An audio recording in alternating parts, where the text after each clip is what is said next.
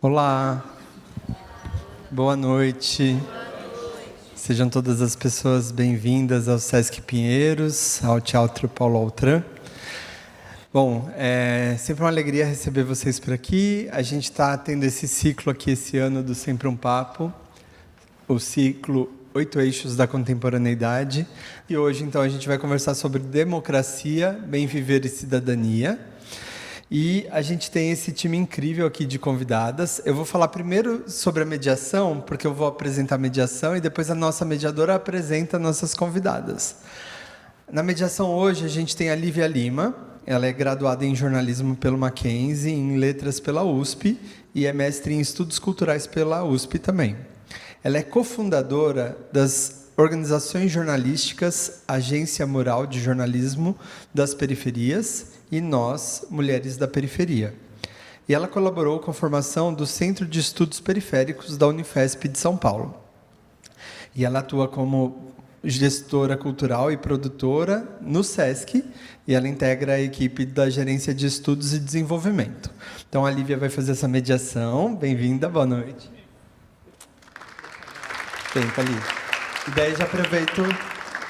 Pode ser. E agora eu chamo então ao palco a Márcia Tiburi e a Cidinha da Silva, que a Lívia vai contar mais para vocês. Obrigado.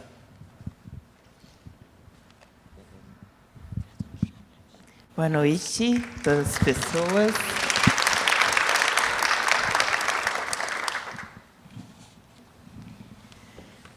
Bom, boa noite, gente. Meu nome é Lívia, o Rafael já falou.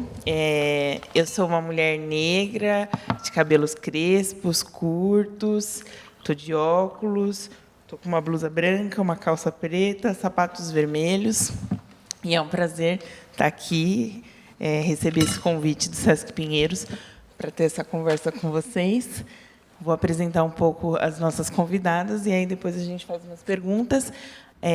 Eu pensei em algumas perguntas, mas depois também vamos deixar aberto para vocês. Quem tiver interesse, aí levanta a mão, a gente entrega o microfone aqui.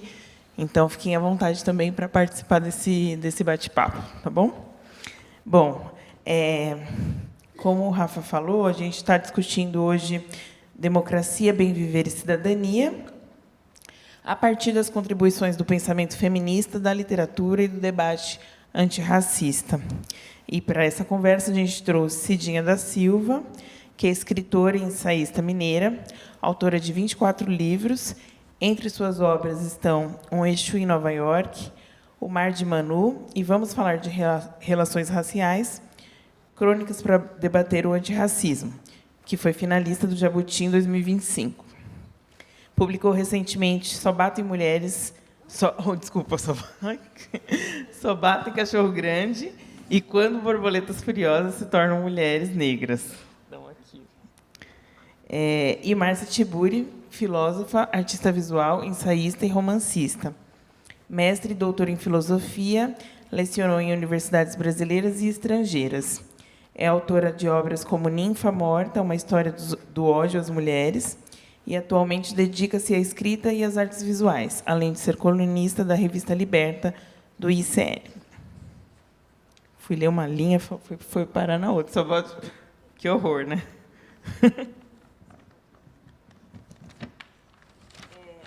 Bom, acho que para a gente começar essa conversa, né, pensando nesses eixos que é democracia, bem viver, cidadania, eu queria que vocês pudessem falar um pouco como que vocês veem esses três conceitos dentro do trabalho de vocês, no projeto de obras de vocês, né, que tem a ver com escrita, que tem a ver com artes visuais. Então, eu queria que, a partir desse ponto em comum, como que vocês visualizam, né? A Márcia tem até no livro Nesse Mundo de Disputa uma coisa que você fala, que é o mundo se cria na linguagem. Então, acho que vocês criam mundos, né? Na linguagem de vocês. Então, eu queria que vocês falassem um pouco sobre isso. Que mundos que vocês criam nessas produções artísticas, literárias de vocês? Se você puder começar, Cidinha. Boa noite, gente. Obrigada por vocês terem vindo. O meu processo de criação artística tem dimensões que são racionais e factíveis. Então, tem as coisas que me interessam e que eu estudo, que eu observo, né? E essas coisas me alimentam. E tem as dimensões que são do imponderável, do invisível, que igualmente dialogam comigo e estruturam o que eu faço. O tema, que as três coisas são democracia, bem viver e cidadania, né? Que você pediu para falar também. Eu acho que a arte, de uma maneira geral, tem uma característica básica de insurgência, não é? A arte acomodada não é propriamente a arte, não é?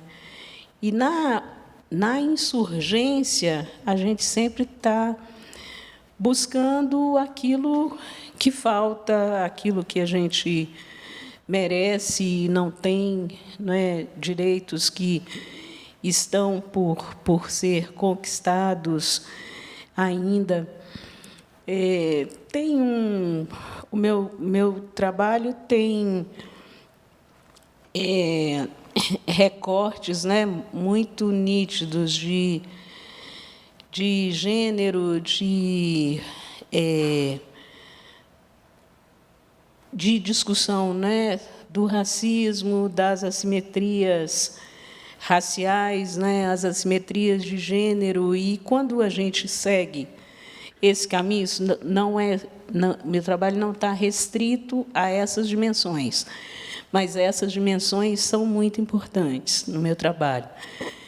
A gente está numa sociedade como a brasileira, quando a gente discute essas desigualdades que são estruturais, quando elas atravessam o trabalho da gente, o tempo todo você está pensando em construção de direitos, de cidadania, da ideia, né, de democracia como um espaço em que todas as pessoas, independentemente dos seus pertencimentos, podem participar, principalmente aquelas que não têm acesso a direitos, né, e que existe toda uma luta para que elas tenham. E o bem viver é essa oitava superior, digamos, né, que as culturas tradicionais, como as culturas quilombolas, as culturas indígenas, das quais se emprestou essa ideia, tem isso, né, muito mais entranhado na vida cotidiana. As pessoas não têm problema em descansar, elas não se sentem culpadas por descansar, elas não vivem pressionadas por esse produtivismo capitalista e neoliberal que tomou conta das nossas vidas, né? Então, essa oitava superior que a gente tem muito a aprender com as culturas tradicionais, que vivenciam isso, né, como princípio de vida, e a gente, das culturas urbanas, neoliberais e capitalistas, a gente está descobrindo que isso é uma necessidade, né?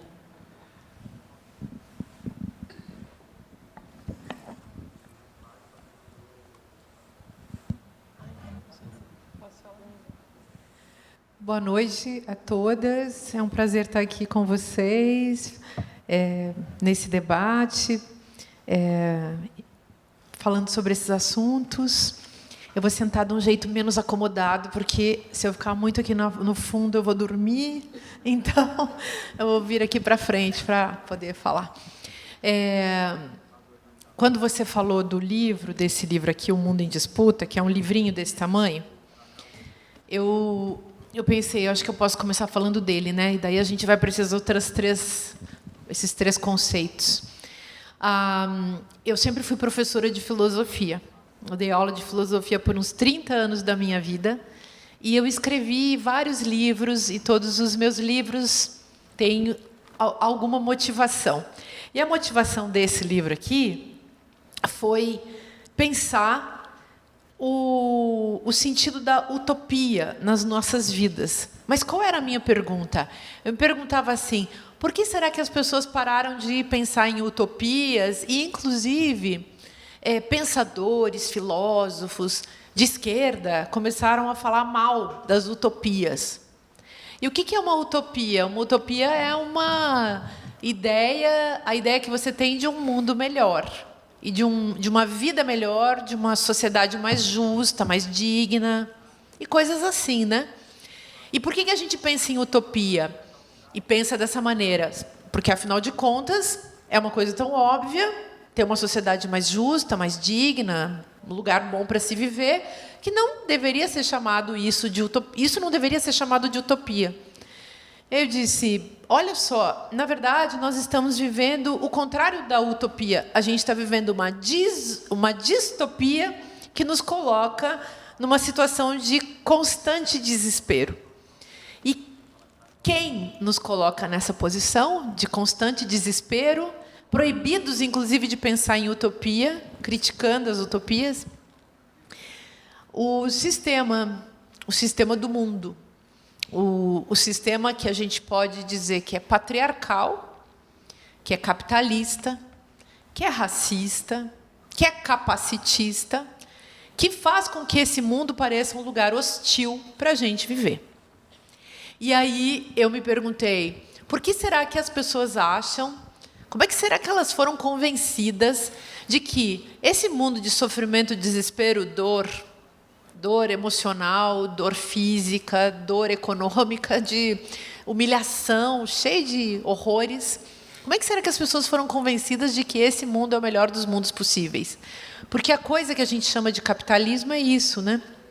As pessoas começam a acreditar que esse mundo horroroso do capitalismo, racismo, patriarcado, machismo, tudo isso, que isso aí é bom. E não é bom. Então, essa era a minha pergunta nesse livro, por isso que o subtítulo dele, o nome dele é Mundo em Disputa, e o subtítulo é Design de Mundo e Distopia Naturalizada. E o conceito de mundo é um conceito muito caro na história da filosofia, onde, assim, o assunto que eu sempre dei aula na vida, né? Então, todos os filósofos ao longo da história, em todas as tradições que vocês procurarem, sempre se ocuparam do assunto do mundo. E mundo é um assunto super importante, mas um assunto muito deixado de lado pelas pessoas, aliás, por todo mundo, né? Porque nós não temos, digamos assim, nem tempo, nem disposição para nos colocar a pergunta acerca do mundo. O que está acontecendo com o mundo, por exemplo, né? Então, está acontecendo coisas terríveis com o mundo. Então, para brevemente abordar os nossos 3 temas fabulosos, democracia, bem viver e cidadania, são 3 palavras muito importantes, elas estão interconectadas. A palavra democracia é uma palavra que foi usada de muitas maneiras. Hoje, o que a gente chama de democracia, e certamente o que nós 3 aqui chamamos de democracia, e vocês aí também, é diferente do que o Trump chama de democracia, o Bolsonaro chama de democracia, porque eles também usam a palavra democracia. Então, a democracia burguesa, a democracia branca, não é a nossa democracia. A democracia que a gente gosta é a democracia radical. Democracia com mulheres, por exemplo. Democracia com pessoas que são racializadas no sistema racista. Democracia com pessoas que são marcadas pela condição sexual, as pessoas LGBTQIAPN+. Nós queremos uma democracia em que todas as pessoas possam fazer parte da coisa que se chama democracia, que historicamente excluiu, pelo menos ao longo da história, excluiu, no caso da Grécia Antiga, quando esse nome apareceu, excluiu as mulheres, excluiu as pessoas escravizadas. Então, hoje a gente deve usar o conceito de democracia radical. Vocês viram que agora apareceu a bancada radical? A bancada radical tem noção da democracia radical, que é um conceito que depois, se vocês tiverem interesse, a gente debate melhor. Bem viver, acho que a Cidinha apontou muito bem, que é uma expressão que vem sendo usada, emprestada de tradições indígenas e também africanas, e tem a ver com poder habitar um mundo digno, justo e bom para todo mundo, quer dizer, bom para todas as espécies, os seres humanos e as outras espécies, os seres humanos no planeta onde eles habitam, que, infelizmente, esses seres humanos gostam também de abusar. E, por fim, a cidadania é uma tradução para a palavra política. Sabiam? Cidadania vem de civitas, que significa cidade, é uma tradução do latim, né? Cidade vem de civitas. Detive é o cidadão, e isso é tradução de polis. Civitas é a tradução latina de polis. Polis, que rende a palavra política para nós. Só que política, na Grécia Antiga, ela, claro, com todas as limitações, dizia, sobretudo, organização e capacidade de convivência entre as pessoas. A política não previa, na Grécia Antiga, por exemplo, o fascismo. Não previa a destruição da política. O fascismo que a gente conhece hoje, a personalidade autoritária, os processos autoritários, acabam com a política e acabam com a cidadania. Sem política não tem cidadania. Mas a política no Brasil e no mundo todo foi sequestrada. Aliás, a gente nem precisa mais falar tanto de Brasil. Se a gente falar de Donald Trump, Estados Unidos, Alemanha nazista e a nazificação da Alemanha que está acontecendo agora, e a nazificação de diversos países pelo mundo afora, ou fascistização, aí, enfim, a gente entende também o que já aconteceu com o Brasil e não pode voltar a acontecer, né? Assuntos para a gente debater. Acho que, aproveitando um pouco do que você traz, tem um pouco as disputas de narrativa, né, eu vejo. E nisso as origens, as etimologias das palavras, né, também estão em disputa, né, constante. Então, não sei se vocês puderem falar também um pouco disso, como que vocês, na atuação de vocês, né, na produção literária, como que você lida um pouco, Cidinha, né, e acho que Márcia também pode falar, com essa questão da banalização até de alguns termos, de alguns conceitos, né? Acho que hoje em dia, por exemplo, a liberdade de expressão foi totalmente usurpada, né, para outros vieses, né?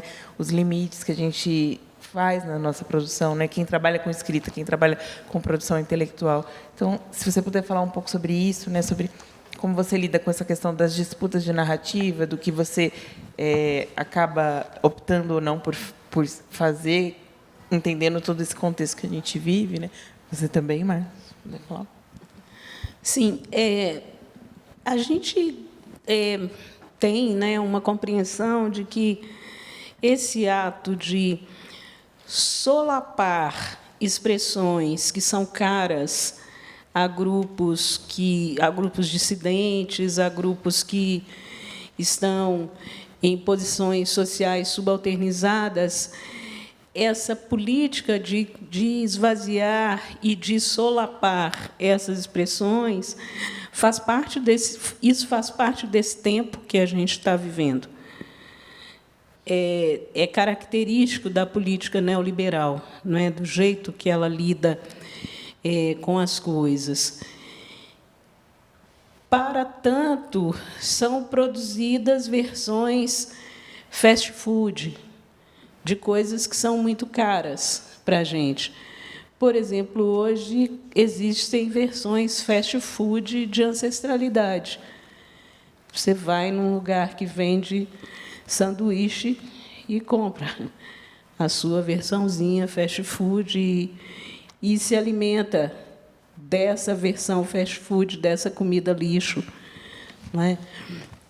E a forma de lidar com isso no meu caso, né, na minha produção literária, eu gosto muito de uma ideia da Geni Nunes, uma amiga muito querida, que é a de reflorestamento de imaginários, né? E, para reflorestar, você escolhe novas sementes, você escolhe boas sementes e planta isso. Planta e cuida, né, para crescer.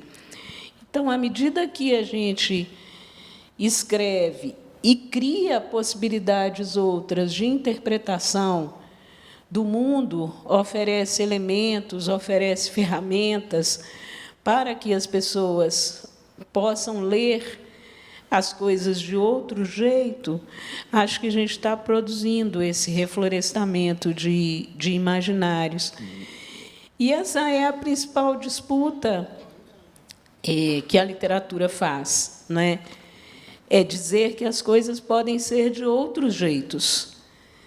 E aí a nossa capacidade de criação, de fabulação, é que nos leva para esses outros jeitos que as coisas podem ser, sem que, com isso, com esse tipo de atitude, a gente deixe também de discutir o real, aquilo que nos aflige, aquilo que nos desespera, aquilo que oblitera as coisas, né, que a gente quer produzir, que a gente quer apresentar como alternativas de pensar o mundo e de estar no mundo. Mas a literatura nos permite isso, não é? Tanto você partir do real e apresentar outras possibilidades, principalmente de leitura dele, quanto você criar outros mundos e colocar esses mundos para jogo como possibilidade, não é? Para as pessoas também.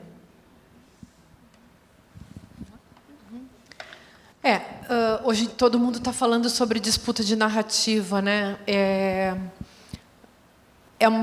Uma nova forma de falar da eterna disputa das ideias, né? Nós sempre, historicamente, os seres humanos sempre disputaram as ideias. Eu acho que a novidade que tem hoje, que é uma novidade que foi sendo construída também ao longo de séculos e décadas, é que as mulheres começaram a fazer parte disso, as pessoas racializadas, enfim, pessoas que antes não tinham voz começam a ter voz, começam a exigir o seu lugar, uma participação no processo de construção do mundo. E a disputa, ela é muito importante e ela é necessária porque o mundo, na forma como ele se organizou, a sociedade ou o sistema que é um sistema econômico, né, gente? Ou, para falar assim de um jeito muito simples, é um sistema econômico, é um jeito de funcionar desse mercado, né? É um jeito de funcionar da indústria e do mercado, que não é só uma indústria do mercado do trabalho, é também da nossa forma de pensar. Então, também o nosso pensamento ele é objeto de disputa. Aliás, o que é capitalismo, né? Capitalismo é uma palavra que vem de caput. Sabe o que é caput? Cabeça. O capitalismo tem a ver com a noção de riqueza produzida a partir das cabeças de gado, de pessoas escravizadas, sempre lembrando que se somava quantos escravos uma pessoa tinha, na Grécia Antiga, na Roma Antiga, se somava quantas cabeças de gado um rico lá tinha, mas não se botava no censo as mulheres, porque elas nem número eram, elas não valiam nada. Então, é interessante pensar isso. Nós, mulheres, hoje estamos aqui, provavelmente não tenha mais muitas mulheres aqui, porque elas estão lavando roupa, limpando a casa, no trem do Tarcísio, pegando fogo, né? As mulheres estão aí na sua terceira jornada de trabalho, né, gente? Estão aí se lascando para trabalhar. Claro que deve ter muita gente pela cidade também curtindo e aproveitando, mas a maior parte das pessoas está trabalhando e ralando, né? Então, é um privilégio também a gente poder estar aqui nesse encontro nosso, né? É bonito. Mas o capitalismo fará o quê? tentará capturar as nossas cabeças todas, para que a gente se submeta, a gente aceite, sem questionamento, e a gente, inclusive, acredite que esse é, como eu falei no meu livro, o melhor dos mundos possíveis. E, para isso também funcionar, a gente tem que ter interiorizado as humilhações que o sistema vende para nós. E aí essas humilhações são todas vendidas através de discursos, de narrativas. Hoje a gente chama de narrativa, temos a noção de que é uma conversa lá, é um discurso. Antigamente as pessoas... E hoje ainda tem quem acredita que não é discurso e não é narrativa, né? Que é a verdade. O pastor fala, aliás, deve estar cheio de gente também lá nas igrejas, sendo enganado pelos pastores. O pastor fala, é a verdade. Então, eu penso sempre que o mais importante é a gente ter consciência. Porque, a partir da consciência, a gente pode fazer as nossas escolhas. E, claro, a gente pode também tentar se construir como uma pessoa, né, um sujeito da consciência. Por isso é tão ruim a gente ser enganado, a gente ser objeto do golpe dos outros, né, da mentira, da enganação, enfim, da manipulação. E eu estou falando da disputa da narrativa, pensando também que isso é uma conversa muito nova, que o Brasil começou a usar essa expressão, né, nos últimos anos. Mas a gente sabe também que essa expressão, ela mesma vem sendo manipulada. Então, os grupos políticos ou sociopolíticos e também grupos psicopolíticos, porque eles mexem com a cabeça das pessoas, esses grupos que começaram a manipular a narrativa, hoje eles usam a expressão, né, a expressão da disputa de narrativa. Isso é uma narrativa. Então, eu acho muita graça. Em 2015, eu publiquei um livro chamado Como Conversar com um Fascista, que eu já falava de uma coisa meio nessa linha, né? Eu dizia assim, gente, a personalidade autoritária é essa que age produzindo uma espécie de linguagem que deve ser consumida por todo mundo, cheia de frases feitas e clichês, que vão ser repetidas pelas pessoas como se isso tudo fosse a verdade, e o jogo temos que fazer os outros de otários, de imbecis, temos que enganar as pessoas se quisermos chegar ao poder. Bom, não tem nenhuma novidade nisso, a política sempre foi sobrecarregada disso, mas não só, a economia política também. Essa economia política que tenta, enfim, até hoje, capturar as nossas mentes, né? Fazendo a gente capturar as nossas cabeças, né? Fazendo a gente acreditar que estamos no melhor dos mundos possíveis. Um pouco ainda nesse assunto, eu vou comentar um pouco aqui. Tem um livro da Cidinha que foi lançado esse ano, né? Que é Quando Borboletas Furiosas se Tornam Mulheres Negras, que fala um pouco sobre o contexto das mulheres negras no mercado editorial, né, sobretudo. Então, eu acho que a partir dele, Cidinha, se você puder falar um pouco sobre esses limites dessa representatividade, né, que às vezes aparece, né, no mercado editorial, acho que a Márcia também pode falar a partir desse momento também que o feminismo é cooptado, né, quando eles falam sobre uma suposta representatividade e os discursos dizem que agora está tudo bonito, né, um arco-íris, todo mundo contemplado, mas quais são os limites mesmo dessas presenças, né, das mulheres em alguns espaços, enquanto ainda não tem poder de decisão, não tem poder político. Então, eu queria que você falasse um pouco sobre isso. Tem esse contexto aqui específico do mercado editorial, mas acho que também para além, né, se vocês puderem falar, Márcia, também um pouco sobre esse limite dessa falsa, né, da gente não cair nessa suposta representatividade nos espaços. Sim, esse livro faz parte de uma coleção muito legal da editora Relicário, que é a coleção Nós Outras, que reúne um conjunto de escritoras da América Latina. E me alegra muito participar dessa coleção. Esse livro não é um livro que eu tenha resolvido escrever assim, vou escrever um livro sobre esse tema. Não. Que tema? Das escritoras negras no mercado editorial brasileiro. Eu percebi, quando eu recebi o convite para participar da coleção, eu me dei conta de que esse é um tema sobre o qual eu falo muito, escrevo, e aí eu resolvi reunir alguns textos que eu já tinha escrito, outros que eram apontamentos de falas públicas, e um terceiro grupo que eu resolvi escrever, para deixar mais redondinha a ideia que motivou e que costura o livro. Ele abre com um texto que é o Armadilhas da Representatividade, E abre com esse texto, o livro é aberto com esse texto, porque grupos dissidentes sempre são enclausurados em caixinhas. É mais fácil para as pessoas lerem e interpretarem aquilo que elas desconhecem se elas desenham limites para que os grupos, pessoas, ideias sejam circunscritas, sejam encaixadas.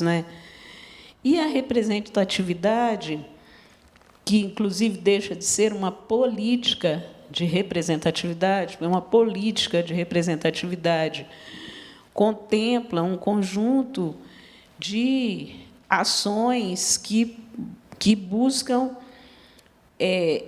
revisitar e revisar as estruturas que produzem desigualdades. Isso é política de representatividade. Mas a representatividade tem sido diminuída, esvaziada e tem se limitado a uma presença de pessoas e grupos que antes não ocupavam determinados espaços, mas você continua ocupando de maneira subalternizada, sem, de fato, mexer na estrutura de poder. São mudanças cosméticas, mudanças aparentes, superficiais, epiteliais. E no mercado editorial isso se dá com bastante força. As editoras hoje, é raro, a gente ainda encontra, mas é mais raro você encontrar editoras, por exemplo, agora terminou há alguns dias a Flip, que é a principal festa literária do país, que deu origem a esse movimento das festas e festivais literários país afora. As editoras divulgaram os seus escritores e escritoras presentes na Flip, tanto na oficial quanto nas chamadas casas parceiras. E é raro a gente encontrar editoras que apresentam seus autores e autoras, e são todos brancos. Isso era a regra há 10 anos. Hoje chama a atenção quando uma editora apresenta o seu conjunto de autores, de autoras presentes num determinado evento, e todas as pessoas são brancas. Como chama a atenção também quando tem uma negra, uma indígena, que a gente sabe que é também a política de que todo mundo está sendo pressionado, uma pressão vinda de fora, principalmente de políticas de diversidade sérias, que são implantadas em outros países que compraram uma série de editoras aqui dentro do Brasil. E, nessas políticas de diversidade, que aqui são arremedos, daí você encontra uma pessoa negra, uma pessoa indígena, que eu costumo brincar que todas as editoras hoje precisam de uma escritora negra para chamar de sua. E, então, são essas coisas que são discutidas no livro, a relação com as editoras de pequeno, de médio, de grande porte, com os conglomerados, o tipo de convite que se faz, não é, para escritoras negras, que não é o mesmo tipo de convite que se faz para outras, a presença, a qualidade ou a falta de qualidade da presença dessas escritoras nas festas e nos festivais. O livro tem 4 textos sobre aspectos diferentes da vida e obra de Carolina Maria de Jesus, não é? No mercado editorial brasileiro. E o livro está fazendo um caminho muito interessante de diálogo com escritoras, com universidades, né?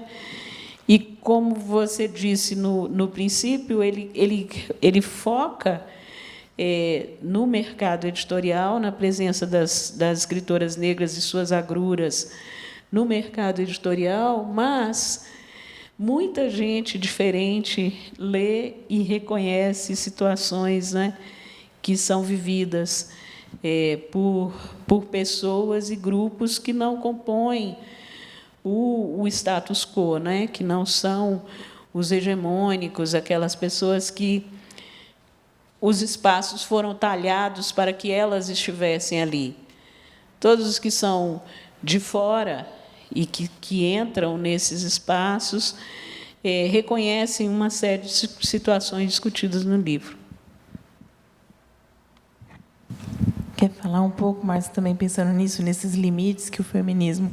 Acho que no seu livro também tem aqui o feminismo comum.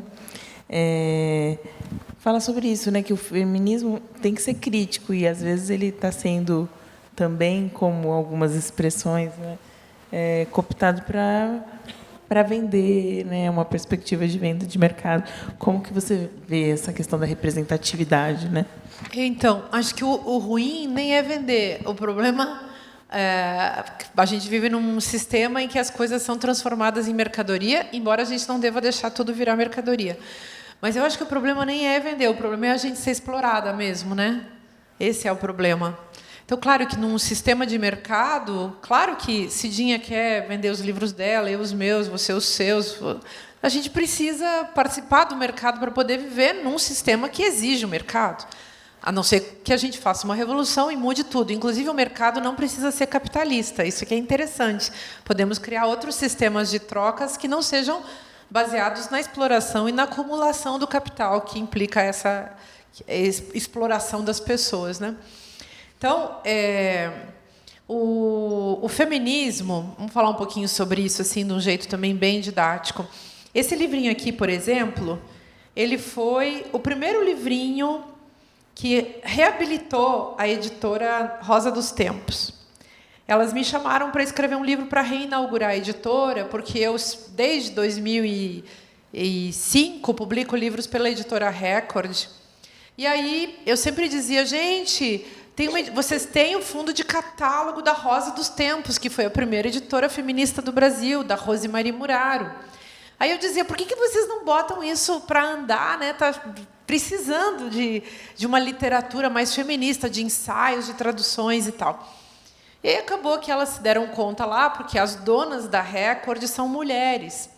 E aí elas foram vendo também que o feminismo estava ficando cada vez mais importante.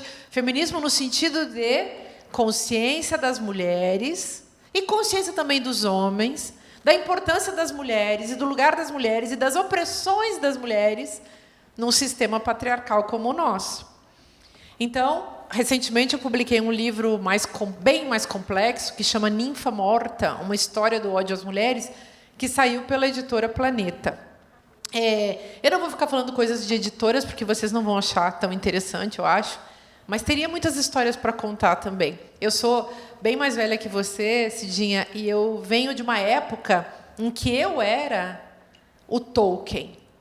Eu fui Tolkien. Tipo, Tolkien quer dizer, você é o número, né? Você é aquela, como ela estava falando, bota um negro ali, bota uma mulher negra ali, bota um indígena ali, para dizer que a gente não tem preconceito.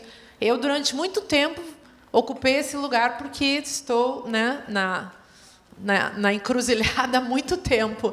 E sempre me revoltei muito com isso. E eu fui também uma das primeiras pessoas a botar para andar mesmo essa onda feminista no Brasil. Porque eu tenho certeza, por exemplo, que eu fui a primeira pessoa a dizer que eu era feminista na TV brasileira. Tenho certeza disso. Quando eu fazia o Saia Justa, há, sei lá, 20 anos atrás. Então, estou contando isso também para a gente pensar que é muito bom, é bom a gente ver o feminismo avançando. Na minha época, quando eu me tornei feminista, eu não tinha professora mulher, eu não tive professoras mulheres, eu não tinha colegas feministas, era eu sozinha. Aí eu fui descobrindo umas pessoas, descobrindo uns livros, inventando umas coisas. E aí muita coisa começou a acontecer. Mas isso para dizer, hoje o mais preocupante, a meu ver, nem é aquela pessoa que é a feminista de ocasião, sabe? Ou aquela que nunca foi feminista e, de repente, virou feminista e, de repente, faz um livro e, de repente, dá certo. Para mim, o maior problema são as antifeministas. Para mim, o maior problema é aquela mulher loira e... É antigo, da minha época se dizia loira e burra, né? Da minha época se dizia muito isso, das mulheres loira burra, vocês lembram dessa expressão? É muito preconceituosa, mas vocês vão entender o que eu quero dizer. Essa que veio agora defender monarquismo, falar contra o voto das mulheres, isso é um problema. O problema é aquela deputada de Santa Catarina, tem várias, né? Mas tem uma que escreveu um livro antifeminista, e ela vive me atacando. Eu não lembro direito o nome dela, vive me atacando. Aí, assim, por quê? Porque eu sou feminista, tenho uma história, esse meu livrinho todo mundo leu, ou muita gente leu, e, aliás, a gente fez um livrinho pequenininho, justamente para ele poder ser muito bem distribuído, e para as pessoas terem acesso, para ele ter um preço legal, e a pessoa poder adquirir um livro que ela levasse para a vida dela, né? E muita gente descobriu o feminismo também através desse livro, que se chama Feminismo em Comum. Lá que eu escrevi essa frase que chama o feminismo é o contrário da solidão, porque muitas mulheres também descobriram isso, que a vida delas é uma antes e outra depois do feminismo. O feminismo no sentido de que você começa a se juntar com outras mulheres, fazer comunidade, fazer coletivo, fazer luta, e você começa a mudar o mundo, às vezes do seu pequeno território, ali da sua cadeirinha, às vezes do seu ativismo de sofá, mas você está lá ajudando as pessoas a criarem consciência, que não é pouca coisa, né? Então, eu acho que eu inventei um negócio nos últimos anos que eu chamei de feminismo dialógico. Para a gente parar de disputar conceitos de feminismo e a gente pensar, eu posso pensar o feminismo de um jeito, você de outro, ela de outro, mas todas nós, trazendo os nossos feminismos, podemos produzir um grande diálogo. E aí, que para mim, uma questão que pega muito hoje nessa linha é a gente produzir hegemonia. Sabe o que é hegemonia? É maioria. Então, pensa, que bacana que as mulheres, de repente, tem a editora Rosa dos Tempos, que já era uma editora, mas surgiram tantas editoras feministas. Começaram a surgir editoras pequenas, né, pequenininhas, que vão crescendo, que vão chegando num bom tamanho, que as mulheres estão lá fazendo os livros delas, as mulheres negras fazendo os livros delas, as pessoas periféricas fazendo seus livros, pessoas que não tinham sido convidadas jamais e, ao contrário, tinham sido assim impedidas de entrar nesse jogo, né? Então, hoje a gente vê que já mudou o cenário. Aí, por isso também eu leio pelo outro lado, sabe? Aquele homem branco, dono daquela editora, que depois foi quase à falência, que já foi à falência, já foi vendida, revendida, sabe? Você pensa nessa figura e você pensa assim, ele teve que engolir a negritude, porque ela chegou. E não vai recuar. Esses caras que eram os donos do poder tiveram que engolir as mulheres, porque as mulheres não vão recuar. Isso significa, nessa linha da democracia radical, que a gente está construindo hegemonia. E, inclusive, como a gente aprende na periferia, a periferia virou o centro. Quem está preocupado, sabe, com o centro? Ninguém. Quem vive na periferia faz a sua história, faz a sua música, a sua cultura, faz enfim, sua comunidade, faz o seu mundo, cria o seu mundo. E essa mudança, esse deslocamento de perspectiva, é um deslocamento do olhar, é um deslocamento dos corpos, é um deslocamento das teorias, é um deslocamento geral. Eu sou de uma época, eu me formei em filosofia, para vocês verem como eu sou velha. Eu me formei em filosofia em 1990. Você também? Faz muito tempo. Faz muito tempo. Então, a gente é da mesma geração. Então, eu me lembro assim, como o mundo era muito diferente, a gente nem sonhava. Eu sou daquela época que, na faculdade de filosofia, ninguém nem falava em Simone de Beauvoir. Hoje, todo mundo lê Simone de Beauvoir. Na minha época, não se falava de uma mulher. Eu fiz o primeiro congresso às mulheres e a filosofia que aconteceu no Brasil no ano 2000. Não encontrava ninguém para conversar sobre isso. Hoje, já está mais super normal, foi naturalizado. Mas eu sou daquela pré-história, da época, como a gente diz agora, né? Tudo era mato. Eu sou daquela época que tudo era mato. Tentei construir uns caminhos aí no meio do matagal também. Foi isso. Queria sair um pouco da questão específica dos campos, né, artísticos, mas pensando ainda um pouco nessa questão da representatividade, e pensando em democracia, a discussão sobre essas pautas identitárias, né, que eu acho que muitas vezes, como a Cidinha falou, fica nas caixinhas, e nesse debate político maior não se vê que ele, na verdade, ele é a centralidade daquelas discussões, né? Então, não dá para falar de democracia sem falar de desigualdade de raça, de desigualdade de gênero, né? Desigualdade de classe, claro, obviamente.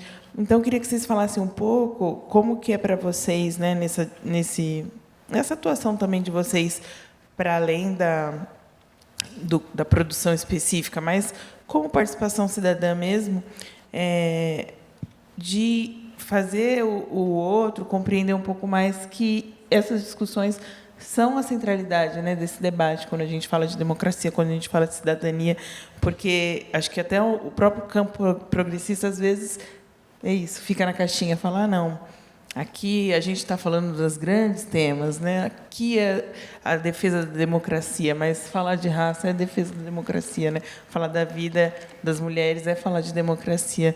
Então, eu queria que vocês falassem um pouco sobre isso, assim, nessa perspectiva do quanto essas identitárias, essas pautas também são muito importantes nesse momento que a gente está vivendo. Brincada de trocar o joguinho. Mas, então, a primeira coisa que eu acho bom da gente falar sobre isso é pautas identitárias. Outra expressão que está em disputa, né, gente? Eu comecei a falar o seguinte, eu vi tanta gente usando a expressão identitarismo de uma maneira negativa. Você está apontando para isso, né? Então, as chamadas, entre aspas, pautas identitárias são as pautas de todo mundo. Vamos lembrar, mulheres no planeta, e no Brasil, inclusive, são a maioria da população. Pessoas negras são a maioria da população. Pessoas com algum tipo de discapacidade, enfim, pessoas com deficiências, são também uma imensa população no Brasil, e assim por diante. E aí eu ficava me perguntando por que essas pessoas, esses discursadores, né, os oradores aí de plantão, ficam falando mal dessa população, atacando essa população como identitária. Quer dizer, atacavam através da definição das feministas como identitárias e esqueciam de discutir o que é uma identidade. E é claro que as feministas e as pessoas que estão no movimento negro antirracista e pessoas que estão aí nas mais diversas lutas, LGBTs e tal, é óbvio que essas pessoas têm o direito de lutar pelas suas pautas e pelas suas causas. Até porque aqueles que dizem os identitários não lutam pelas nossas causas, né, gente? Você vai falar com um esquerdomacho, por exemplo, que a gente chama assim, né? Aqueles homens de esquerda bem ignorantes, que falam os identitários, eles nunca defendem as nossas pautas. Muitas vezes eles estão contra nós. E outra, se é democracia, democracia é para todo mundo, com todo mundo. Não é a democracia que você faz para mim. Sou eu fazendo com as minhas pessoas a nossa democracia. Nós estamos fazendo algo juntos. Portanto, democracia é participação. Não querer que as mulheres tragam as suas pautas, não querer que as pessoas negras tragam as suas pautas e esquecer ou apagar que todas nós, e todos e todes, somos também trabalhadores, é de uma contradição que chega a ser burra, não é? Então, é óbvio que é bom lembrar, a identidade traz as pessoas, a identidade da pessoa como mulher, como negra, como periférica, como trabalhadora e assim por diante. E aí, também isso, né? Vamos lembrar que o homem branco capitalista, o homem branco do poder, ele também é uma identidade. Só que ele finge que ele não é a identidade. Se a pessoa finge que não é identidade, o que ela está achando? Que ela é o quê? A Simone de Beauvoir dizia que os homens se tratam e são tratados nessa cultura patriarcal como se eles fossem sempre essenciais.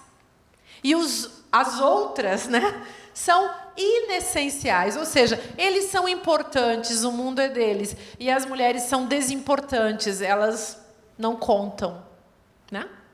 Economicamente, isso também é interessante de analisar. As mulheres sempre foram uma classe trabalhadora, gente. Mulher e trabalho é quase sinônimo. E aí, querem dizer que a gente não é classe trabalhadora? Então, essa é a minha crítica aos esquerdomachos, que eu digo, tem que ler mais, estudar mais. Eu sempre brinco com eles, venham estudar comigo e tal, para eles aprenderem alguma coisa. Mas estou dizendo isso porque é muito ignorante. E aí, é muito ignorante, é muito sem noção, é muito não raciocinou. Se tiver, não precisa ficar lendo um monte de livro, é só dar uma raciocinada. É claro que ler um monte de livro ajuda a gente a raciocinar, né? Tem mais isso. Por isso que a gente insiste em escrever. Então, essa é uma questão fundamental para a gente lembrar. E aí, no espectro político que sempre existiu, ou, enfim, dentro de uma construção teórica, de uma visão de mundo, esse espectro político se organizou de uma determinada maneira. Hoje a gente tem da extrema direita até uma esquerda sem noção. Eu não digo que tem extrema esquerda, não existe, mas uma esquerdinha sem noção, essa existe.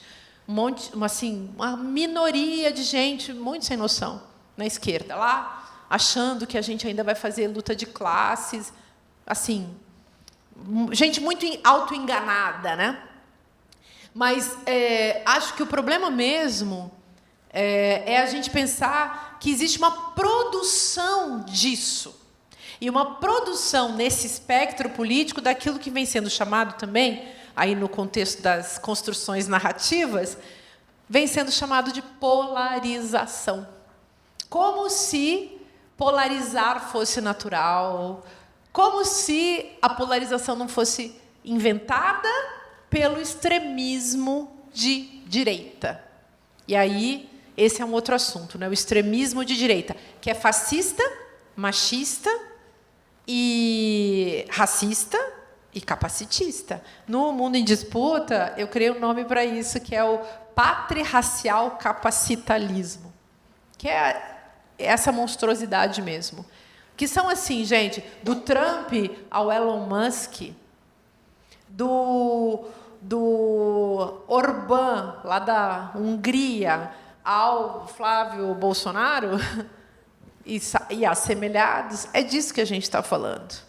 Infelizmente, é uma tecnologia de poder, né, que envolve a presença desses homens, que são homens brancos, e que têm um projeto de mundo que implica abusar dos nossos corpos, nos explorar, em última medida, em última instância, nos matar. É por isso que existe um real genocídio da população negra, não é de hoje, e um real, não vou chamar de genocídio, mas vou dizer uma matança orquestrada no interior mesmo do sistema patriarcal das mulheres e das meninas, que é uma coisa notória, não precisa nem explorar muito isso, né, para a gente não ficar triste, não sair daqui deprimidos. Tem um amigo, um contista, que vocês precisam ler, chamado Fábio Mandingo. E ele fala um negócio muito interessante, que é sobre uma figura que ele criou, que é o espantalho do identitarismo, que é uma convergência, que realiza uma convergência tanto de gente de direita quanto de gente de esquerda, que, para não perder os anéis de diferentes formas, mas, em última instância, se trata disso, de não perder os anéis, criam esse espantalho do identitarismo, né? E um canal que eu tenho desenvolvido no meu trabalho, um vetor, mais do que ficar dando voltas, né, em torno desse tema, por exemplo, nos meus livros de ensaios, principalmente, né, o Borboletas Furiosas e o anterior, o Só Bato em Cachorro Grande, do Meu Tamanho ou Maior, 81 lições do método Sueli Carneiro, é um caminho que eu tenho feito, é um caminho de mostrar como a gente faz, não é? Esse porquê disso, porque também querem o tempo todo que as escritoras negras falem do que fazem e justifiquem por que fazem aquilo, e não o como fazem. E o como é o fulcro da literatura, é o fulcro da produção literária. Por isso a gente fala de amor há séculos, de sofrimento, de dores diversas, porque a gente muda a forma de falar. E é isso que vai fazer com que, num poema que fala de um encontro amoroso entre duas pessoas, às vezes isso tira a gente do chão, né, de uma forma que nenhum outro poema tirou antes, só que a gente tem séculos de poemas de amor. Porque é o como é feito, o como chega a gente, não é? E, nesse livro, o que eu chamo carinhosamente de Cachorro Grande, há um exercício, eu fiz um exercício de síntese de uma convivência de quase 40 anos, né, com a Sueli Carneiro, que é essa ativista do movimento de mulheres negras no Brasil, que conformou esse chão que a gente pisa hoje, não é? Sueli Carneiro, que tem 76, né? Ela completou 76 anos esse ano. O Cachorro Grande foi o meu presente de aniversário para os 75 anos dela, completados em 2025. Sueli Carneiro e sua geração inventaram um país para a gente existir. A gente, pessoas negras, inventaram um lugar para a gente ter voz e emitir a nossa voz. E é desse processo de formação que eu falo nesse livro, não é? No Cachorro Grande, nessas que eu chamo de 81 lições do método Sueli Carneiro, desse jeito dela, não é? De pensar o mundo e de conduzir as coisas para criar um mundo que ela acredita, não é? E que tem salvado a vida de muitas de nós, de muitos de nós. Essa criação, não é?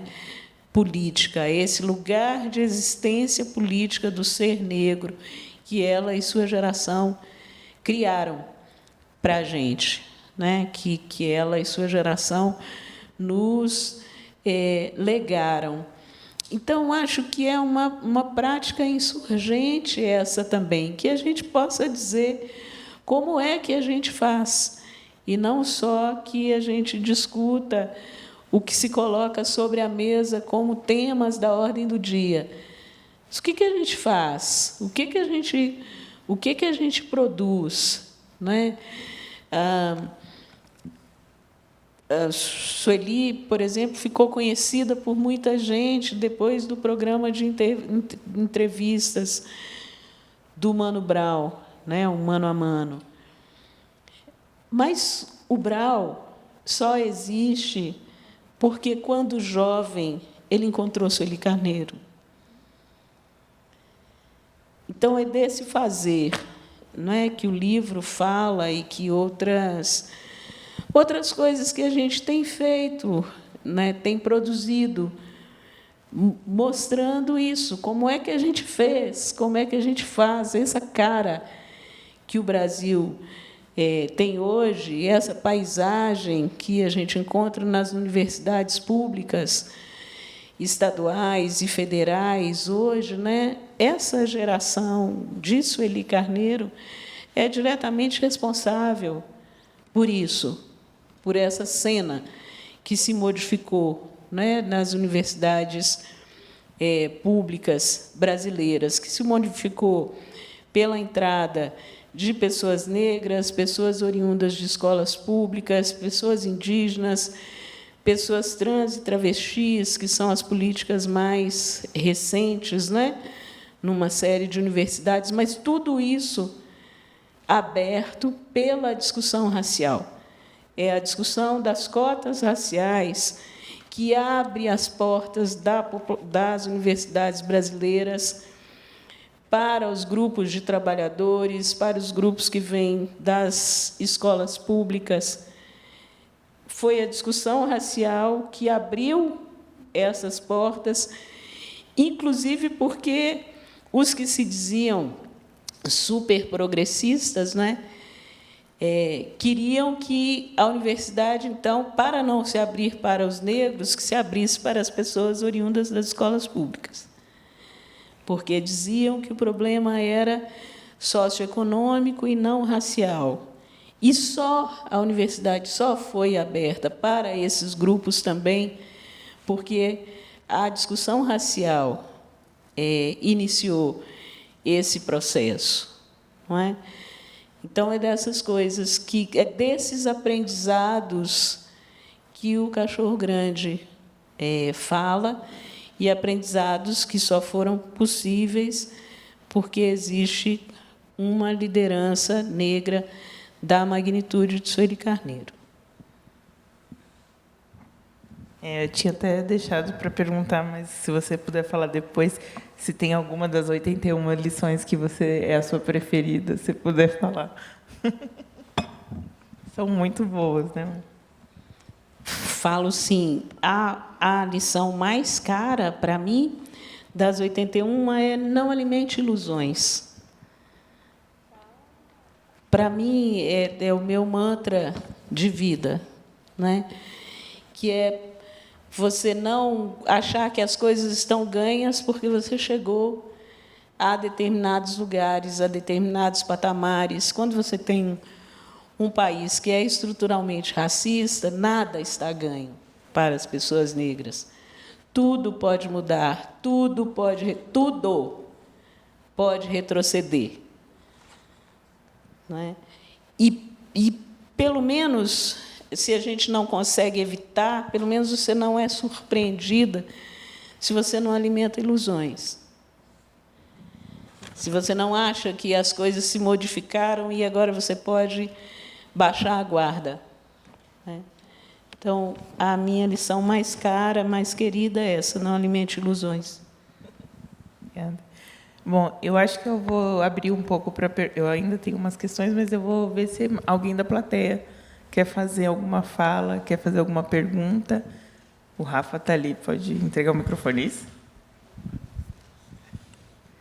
Alguém? Alguém quer falar? Eu não enxergo muito.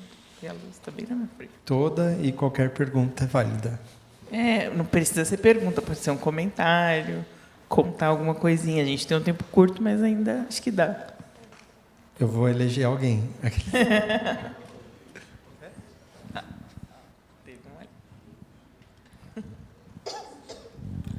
Boa noite. Boa noite. Uma honra estar aqui ouvindo vocês. Meu nome é Silvânia. Eu estou com um grupo aqui de estudantes, jovens e adultos, aqui na Prefeitura de São Paulo, do CIEJA Perus. E a gente fala muito do esperançar dentro da educação. E trazendo esse tema democracia, bem viver e cidadania, em tempos de eleição no Brasil, a gente fica pensando como ajudar os estudantes ou a galera do nosso território, que é a periferia, né? É um lugar muito fácil das pessoas serem manipuladas, tanto na questão da igreja, na questão da fé, e nos afasta muito para compreender esse conceito de democracia e do bem viver. Estamos dentro de um território indígena, povo guarani. Aqui em São Paulo, a gente fala que todo São Paulo é indígena. E aí eu fico pensando na fala que vocês trouxeram, né? Como fazer as pessoas esperançar de novo dentro da questão política? Porque a gente tem um grande grupo de pessoas falando, estou nem aí, tanto faz, qualquer um, né? E a gente sempre sabe que não é qualquer um. Quem fala com a gente, quem fala não só de nós, mas com a gente. E quem luta com a gente. E lá em cima realmente nos representa como mulher negra, ou como jovem negro, ou como a população de rua, que aumentou muito em São Paulo. Tá? Só um comentário. Não sei se vocês conseguem ajudar a gente a pensar um pouco mais.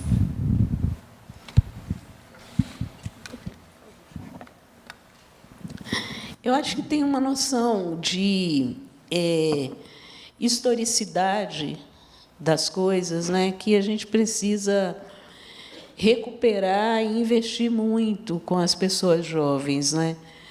A gente vê muita gente que de 2003 para cá passou a acessar coisas básicas que as pessoas não tinham noção de que não se tinha antes, né? Quem pegou a nossa geração, que pegou o final da ditadura, que pegou o governo Sarney, que pegou o governo Collor, o governo Fernando Henrique, né? Os 8 anos de Fernando Henrique, não houve concurso público nas universidades públicas brasileiras, não se construiu uma nova universidade. Não é? Nos governos Lula e Dilma, a gente teve mais de 20 universidades construídas no interior do Brasil, mais de 100 institutos federais de educação espalhados pelos rincões do país também. E isso possibilita que as pessoas estudem, porque se você quem mora nos interiores do país, né, e que tem que se deslocar até uma cidade polo para estudar, para essa cidade polo, muitas vezes as pessoas conseguem, mas para a capital elas já não conseguem, que era a opção que elas tinham antes, era a possibilidade que elas tinham antes. Então, essa noção de historicidade é algo que está muito perdido, que a gente não tem conseguido transmitir para as novas gerações, não é? Que são as mais desesperançadas. O país vizinho nosso aqui, que sempre foi muito politizado, que é a Argentina, um cara como Milei, é possível porque os jovens votaram nele em peso. Jovens que estão completamente desesperançados, né? Que não enxergam possibilidades de futuro. Então, eu acho que as gerações mais velhas, né, a gente tem um trabalho muito grande a fazer com essas gerações mais novas, nesse sentido da historicidade, né, de dar elementos de ajudar as pessoas a compreenderem o que é hoje, o que a gente tem hoje, o que era a vida antes, não é?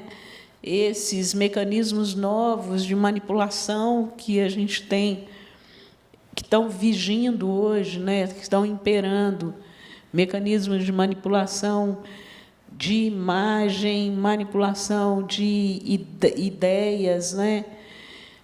Do pensamento, do sentimento das pessoas. Hoje eu peguei um ônibus e no ponto de ônibus tinha uma plaquinha assim, não, coisas que você vira anunciadas aqui naquela estação, né? Isso tudo é golpe. A gente não coloca, a prefeitura não coloca essas coisas, esses chamados, propagandas ali no ponto de ônibus, né? Uma das palavras que a gente mais ouve hoje é golpe, não é? É uma das palavras que a gente mais ouve o tempo todo. Cuidado com o golpe. Fulano foi vítima de golpe. E é a vitória do engano, da manipulação, da deturpação das coisas, e se torna difícil mesmo conversar com as pessoas, principalmente com as pessoas jovens, que não têm, como em gerações anteriores, possibilidades de futuro mais palpáveis, né, mais concretas. Hoje você vê muitos jovens de classe popular que têm a possibilidade de entrar para as universidades dizendo que não querem fazer a universidade. Quando você conversa mais e especula os motivos, é muito comum você ouvir: mas eu vou fazer a universidade para ser motorista de Uber. Não preciso fazer a universidade para isso. Vou para o Uber de uma vez. Não é? Então, entender a universidade como perda de tempo e não como projeto de futuro, que você está se formando, está aprendendo coisas, né? Está se formando profissionalmente, mas tem um espírito maior, né, de formação que está se perdendo, porque tem um achatamento de possibilidades, né? É um mundo que tem muito mais coisas, mas pouca gente tem acesso. Cada vez menos gente, cada vez menos pessoas têm acesso a essas coisas todas que esse mundo contemporâneo oferece. E quem alimenta a esperança.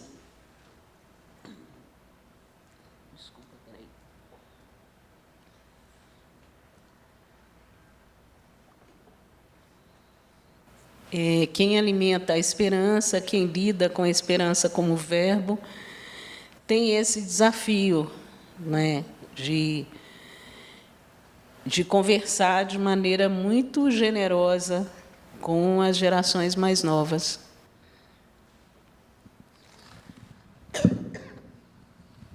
É um verbo tão bonito, né, do Paulo Freire, um autor, um educador tão importante para o Brasil e para o mundo. Importantíssimo, talvez a figura intelectual brasileira mais falada no Brasil e fora do Brasil, né? E genial, genial, genial, e que tinha essas ideias boas, né? Falou desse substantivo como um verbo e nos pegou nos últimos anos, né? Essa palavra foi reabilitada entre nós porque ela era necessária num contexto de desesperança total, de muito desespero mesmo, né? De sofrimento e desespero, que tem a ver com a fascistização do Brasil, os extremismos de direita, que são todos machistas, racistas, e funcionam na pulsão de morte mesmo, na destruição. Esse é o projeto. E é machista demais. Em 2020, eu publiquei um livro chamado Como Derrotar, porque eu também, como você, também acho que a questão é o como, sempre é o como. Como derrotar o turbotecnomacho nazi fascismo. Porque o nome da coisa é essa. O machismo é uma parte muito forte desse projeto, desses caras. Então, acho que o nosso exercício, como escritores, educadores, ativistas, militantes da democracia, né? Porque a gente está militando pela democracia, pelo bem viver e pela cidadania. A gente não está militando pelo ódio, nem militando pelas fake news, pela desinformação. É o contrário. Nosso compromisso é com a verdade.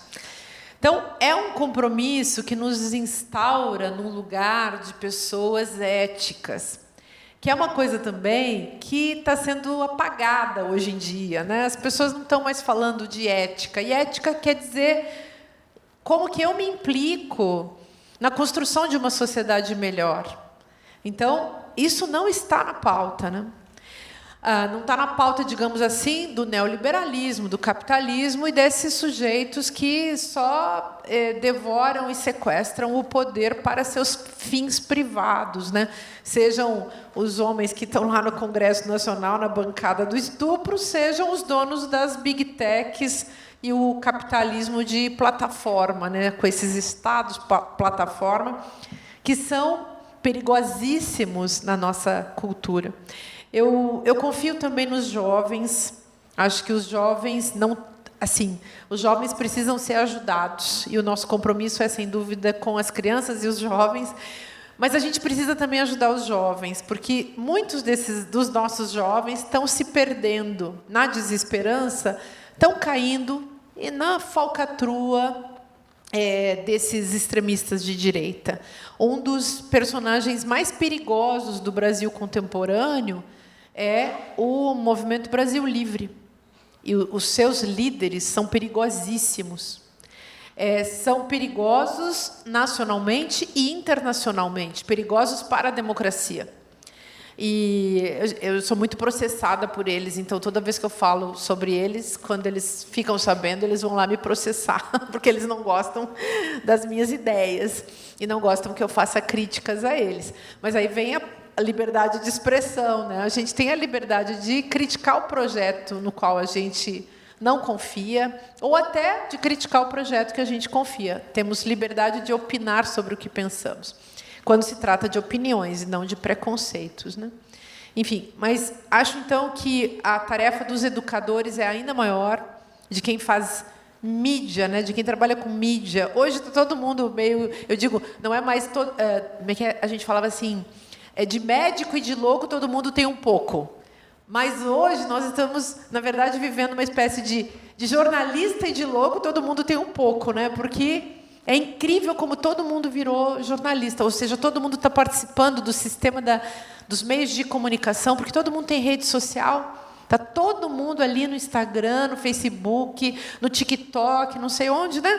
Fazendo, às vezes, de um influencer, de um jornalista, de uma pessoa que é formador de opinião, né? Isso a gente tem também que tomar cuidado.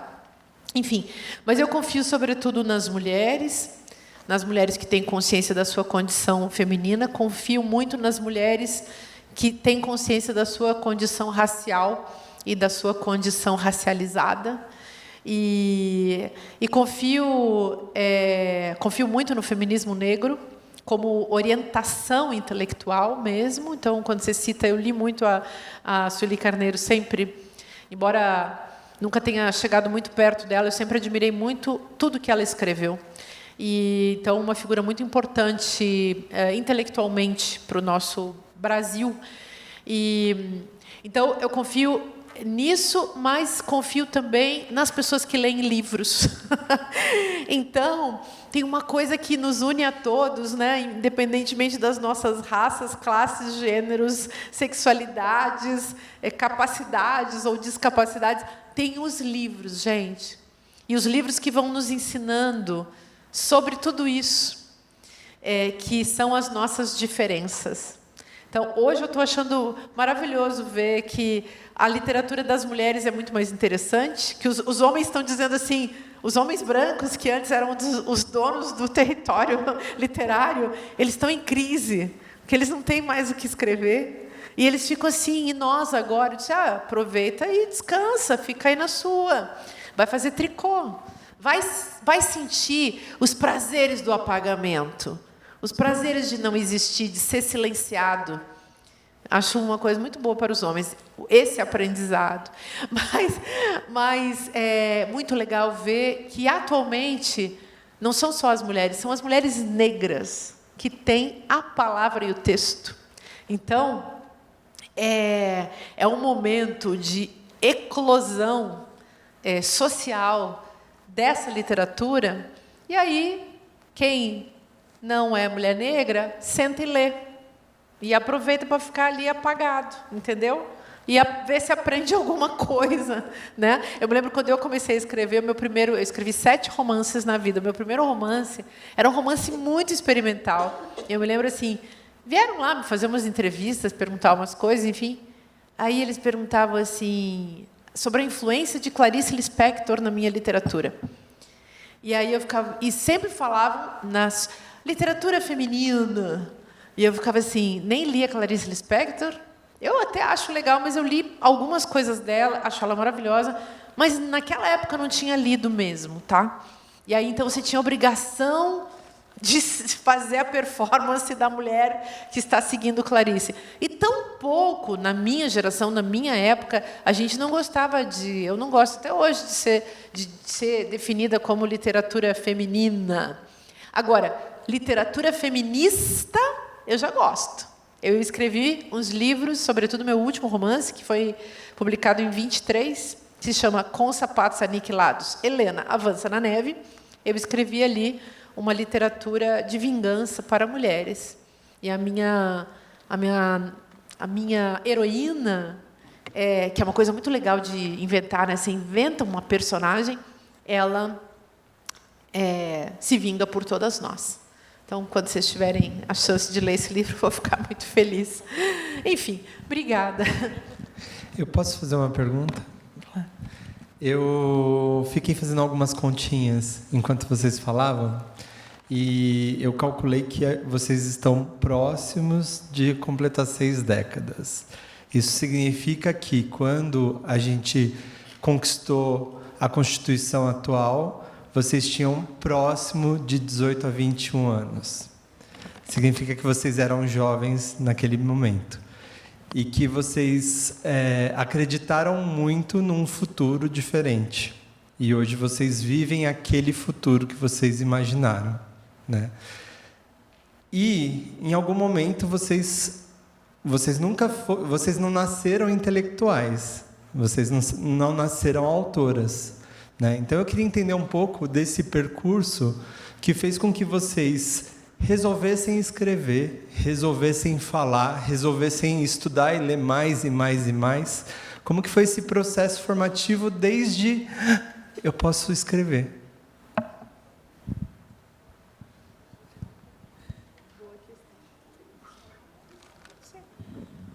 Para mim é assim.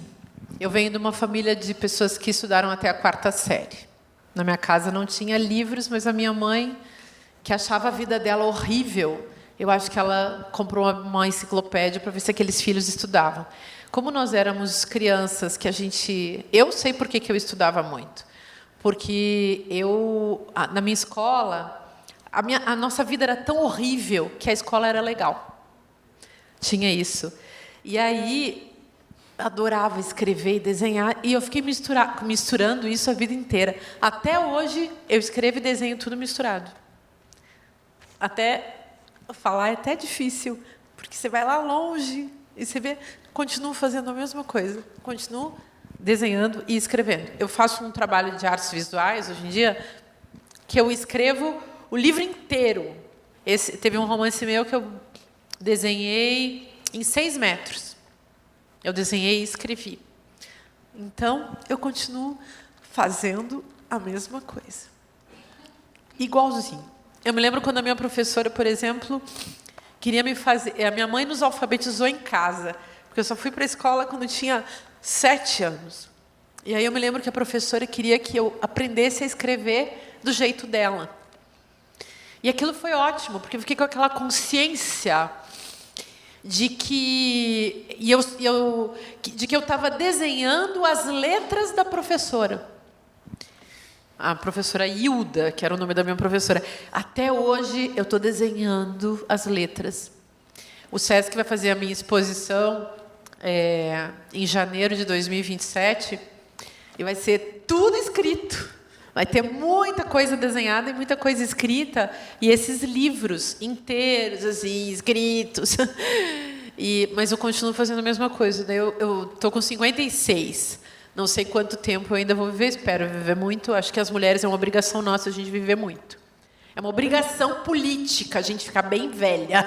E aí eu, há uns anos, quando eu era assim, muito deprimida, muito chateada com a vida, eu disse, mas eu acho que se eu ficar desenhando, quando eu ficar velha, vai ser bom. Então, estou nesse encaminhamento. Desculpem as lágrimas. Obrigada.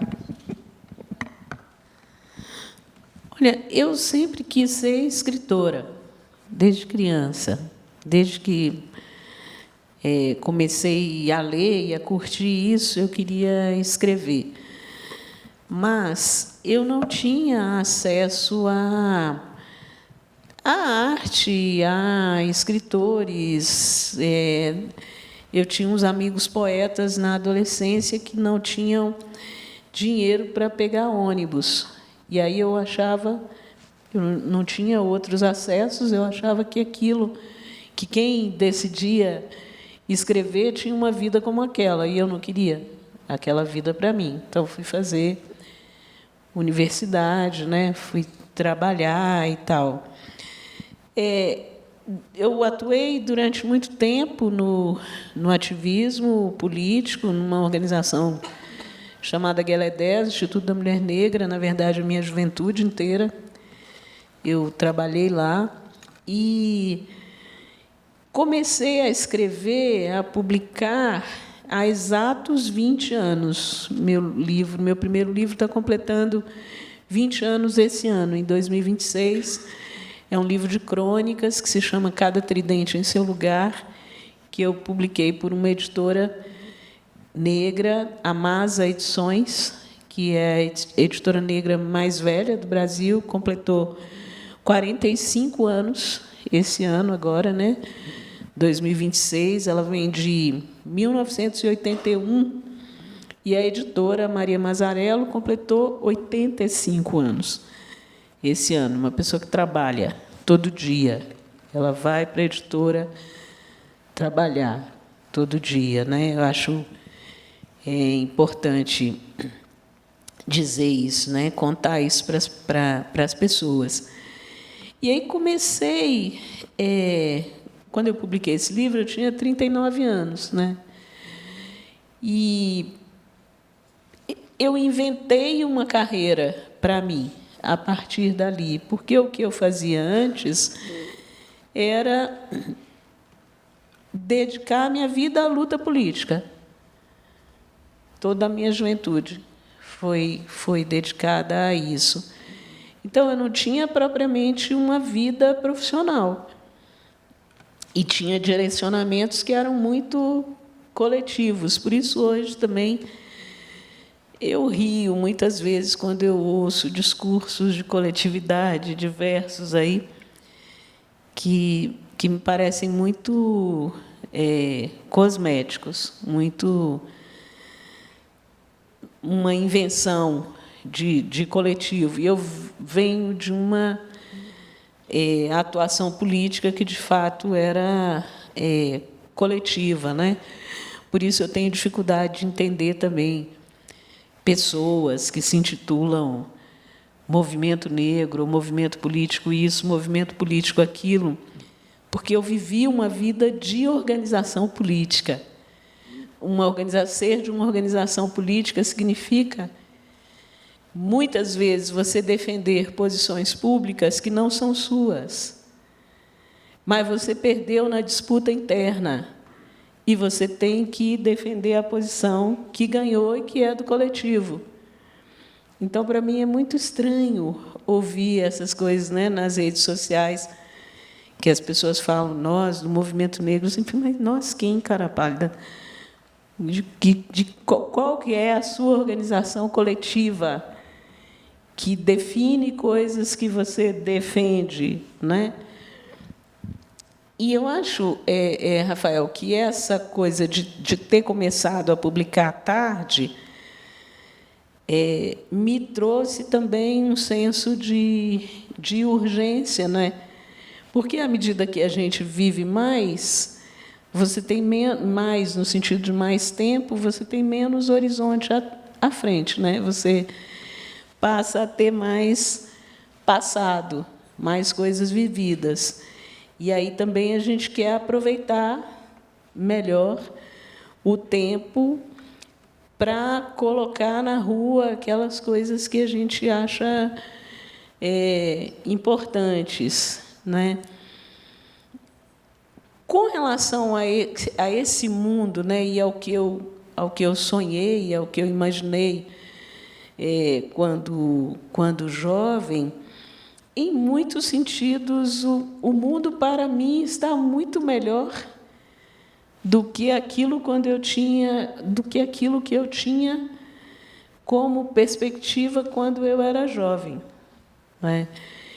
E eu me alegro muito com a certeza, ou pela certeza, de que eu atuei muito para que o mundo seja melhor hoje do que eu imaginava quando tinha 18, 19 anos.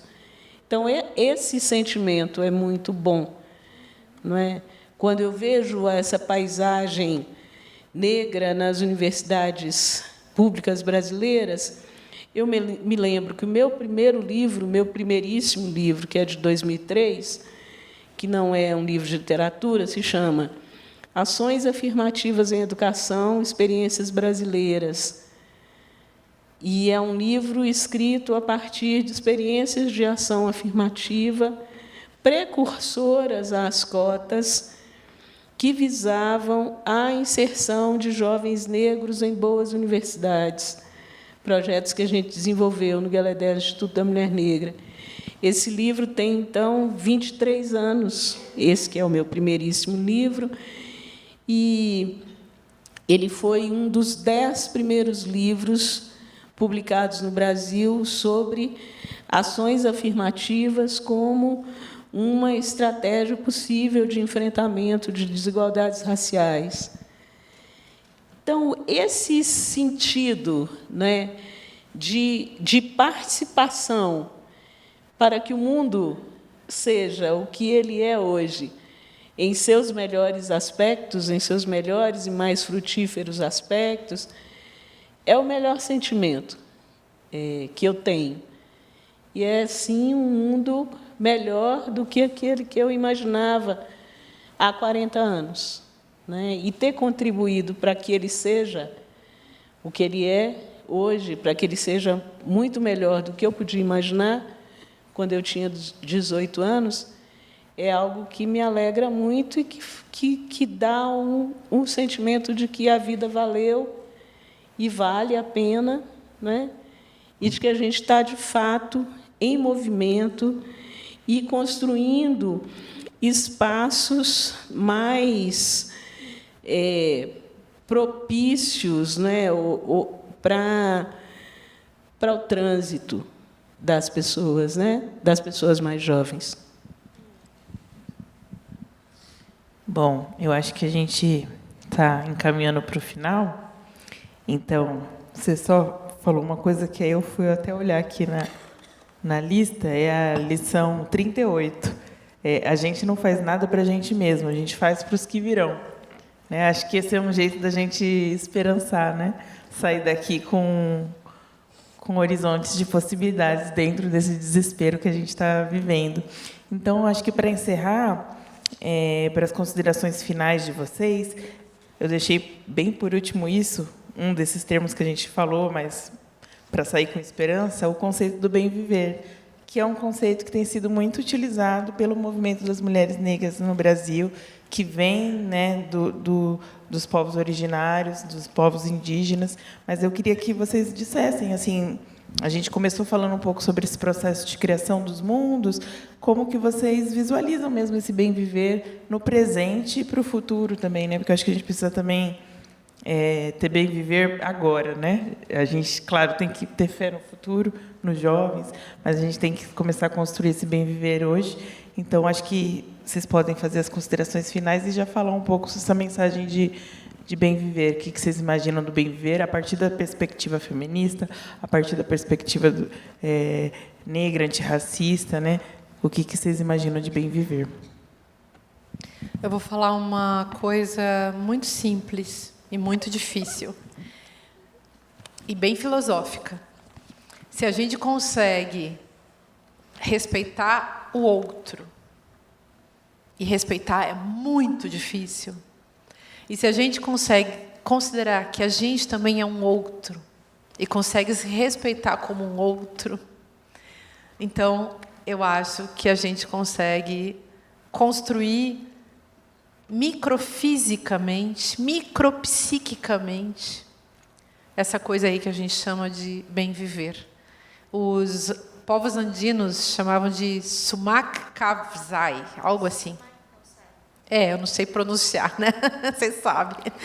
Então, o sumak kavzai, que tem a ver com a noção do planeta, né? A ideia de que nesse planeta podemos viver em comunhão com a natureza e podemos viver o nosso esplendor, né? Que é a ideia do Abya Yala, que virou uma novidade também maravilhosa. É uma construção dos povos andinos e um acordo de dar um nome para esse lugar no qual a gente vive, que não tem a ver, por exemplo, com a América, porque não temos nada a ver com esse negócio, e esses povos disseram para a gente, não é disso, né, que se trata. Eu tenho um livro chamado Complexo de Vira-Lata, que fala bastante sobre isso. Enfim, para mim, uma alegria estar aqui com vocês, agradeço demais, foi um prazer todo mundo, obrigada também ao SESC, e sigamos lendo e conversando sobre o que lemos, porque isso expande a nossa linguagem e enriquece o nosso espírito. Obrigada. Bom, gente, eu vou agradecer também a vocês por terem vindo, por terem ficado, por terem batido esse papo conosco, ao SESC, né, pelo convite, ao projeto Sempre um Papo. E eu vou ler aqui a lição 38 do Método Sueli Carneiro, lição que se chama A gente não faz nada para a gente mesma, faz para os que virão. Para comentar essa lição, vou me valer das palavras do escritor Ismael Beá, de Serra Leoa, citando a personagem Mama Cadi no livro O Brilho do Amanhã. A conversa se passa no último dia antes do esvaziamento forçado da cidade de Mama Cadi, cuja primeira destruição havia acontecido durante a Guerra Civil, e a segunda, na exploração predatória de minerais feita por empresas branco-europeias liberadas pelo governo do país africano a partir da liberação e de suportes governamentais. A cidade, após ter o cemitério violado para a exploração daqueles minerais e ter vários de seus filhos mortos em acidentes da atividade mineradora, os corpos eram desaparecidos e as mortes não eram registradas ou oficializadas. Agora, seria a cidade inundada por uma represa e desapareceria de vez. Mama Cadi, depois de ficar quieta por alguns instantes para convidar o silêncio que trazia os espíritos para o meio dos vivos, começou. Costumávamos nos sentar numa roda para contar muitas histórias. Atualmente, quando conseguimos fazer uma roda, ela é composta, em sua maioria, por idosos e adultos. Não há muitas crianças para receber as histórias. Nosso coração, dos anciãos, chora, porque estamos preocupados com a possibilidade de perder nossa ligação com as diferentes luas que estão por vir, com as luas que passaram e com o sol de hoje. O sol vai se pôr sem nossos sussurros. Os ouvidos e a voz daqueles que se foram estão fechados para nós.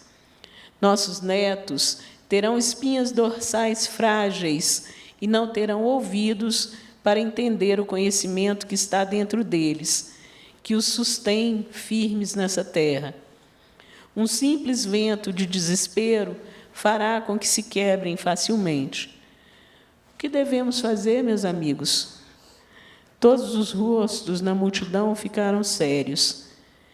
Devemos viver no brilho do amanhã, como nossos ancestrais sugeriram em seus contos. Para o que ainda está por vir, o amanhã tem possibilidades e devemos pensar nele. O mais simples lampejo dessa possibilidade de coisas boas. Essa será a nossa força. Essa sempre foi nossa força.